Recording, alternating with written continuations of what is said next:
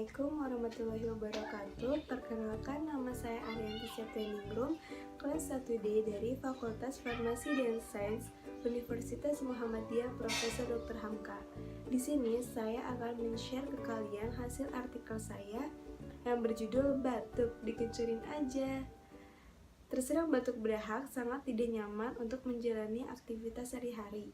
Yang dibutuhkan saat mengalami batuk berdahak itu obat yang dapat mengencerkan dahak itu sendiri.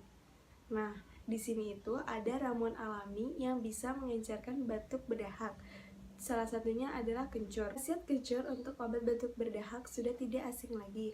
Kencur dipercaya bisa mengobati batuk berdahak secara alami. Kandungan yang dimiliki kencur sendiri itu cukup banyak. Tanaman obat ini mengandung pati, mineral, serta minyak atsiri yang berupa sineol, asam metilkanil, asam sinamat, asam dasinat, dan alkaloid.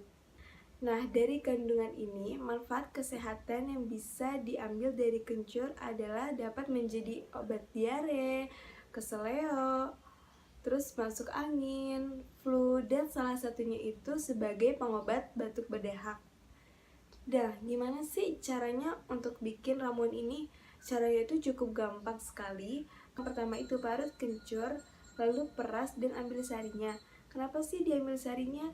Karena seperti yang sudah dijelaskan tadi bahwa kencur itu mengandung minyak atsiri yang berupa sineol, asam sinamat, asam metilkanil, asam dasinat, dan alkaloid yang dapat mengencerkan dahak sehingga saluran pernapasan pun menjadi lebih lega.